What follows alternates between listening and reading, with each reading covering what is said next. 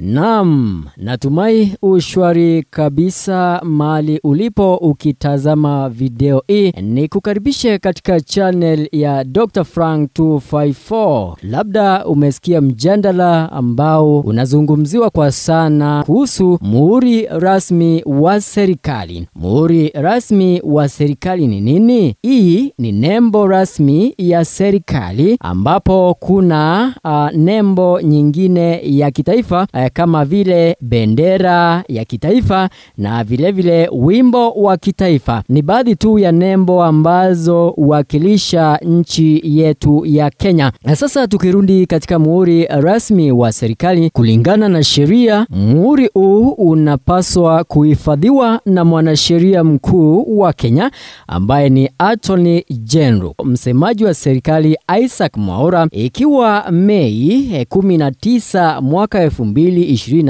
aliweza kuweka wazi ya kwamba muhuri huu ulitolewa katika afisi ya mwanasheria mkuu na kupelekwa katika afisi ya mkuu wa utumishi wa umma, Head of Public Service, Felix Koskei. Kulikuwa na amri ya rais mwaka wa 2023 ambayo ni sheria ya rais mwenyewe. Katika sheria hii ilikuwa inapendekeza muhuri utolewe katika afisi ya mwanasheria mkuu kisha upelekwe katika afisi ya mkuu wa utumishi wa umma ambaye ni Felix Koskei. Mkuu wa utumishi wa umma ile ni afisi ya kisiasa kwa sababu yule anateuliwa na rais, lakini mwanasheria mkuu ni afisi ambayo imewekwa kikatiba. Kwa hivyo kuhamisha muhuri kutoka afisi ya mwanasheria mkuu na kupeleka katika afisi ya mkuu wa utumishi wa umma inaibua maswali chungu nzima, na utakumbuka tu ya kwamba muhuri rasmi wa serikali hutumika sana kuweka muhuri ama stamp katika makubaliano muhimu ya kiserikali. Kwa hivyo wakati kunafanyika jambo kama lile, lazima muhuri huu unatumika, na vile vile kuna mambo mengi sana ambayo yanafanyika na Kenya, lazima ule muhuri uwekwe. Nataka tusikize tu aliyoyasema msemaji wa serikali Isaac Mwaura tarehe 19 Mei mwaka huu. Where is the government seal right now? Katika ukiangalia, when you look at the law is very clear. The seal is under the Head of Public Service. That is the law. It was passed recently. So, Dr. that is to say the AG doesn't hold the government seal The anymore. new law is that the Head of Public Service is the one who has the public seal. But was it communicated to Kenyans? Are the citizens aware that the government seal left the AG's office to Head of Public Service? That is a process that went through Parliament.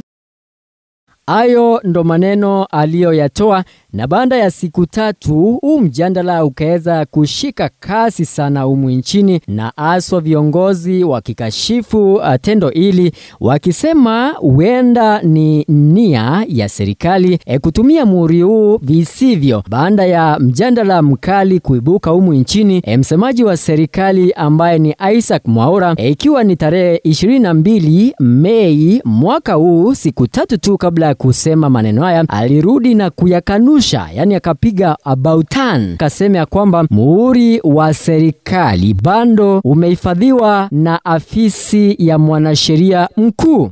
This needs to go on record that the public seal is not with the Head of Public Service. It is with the Attorney General, and that is misinformation, disinformation that came as a result of a process in Parliament. Then of course it was deleted. It was a proposal. It never went through, and we want to tell media houses to verify their facts before they publish that, because I think that is what created the momentum. So as the government spokesman, we withdraw and clarify that one, so that then we get the position right. Hii ni serikali ambayo inajikanganya. Msemaji wa serikali lazima awe na habari za kutosha kabla ya kwenda kuzungumzia umma. Iweje sasa anasema muhuri ulipelekwa katika afisi ya mkuu wa utumishi wa umma, siku 3 baadaye anakanusha maneno yale? Viongozi wengi haswa wale ambao ni wa mrengo wa upinzani wamekuwa mstari wa mbele kukemea jambo hili, wakisema kama serikali inataka kutumia muhuri huu vibaya. Aliyekuwa katibu mkuu wa chama cha UDA ambaye sasa ndiye naibu mwenyekiti wa chama cha DCP ambacho ni cha Rigathi Gachagua, Cleophas Malala, amesema kuna deal kadhaa ama kandarasi kadhaa ambazo zimeekwa muhuri kisirisiri baada ya huu muhuri kutolewa katika afisi ya mwanasheria mkuu. What kind of a government is this? Na kazi ya hiyo seal ni kuweka muhuri any agreement. Tunataka tujue hiyo seal imeweka rubber stamp mambo magani. Lakini mimi tayari nishaambiwa zile deals ambazo zimewekwa. Mumeona nyumba yetu, heritage yetu ya Bomas of Kenya. Munaijua?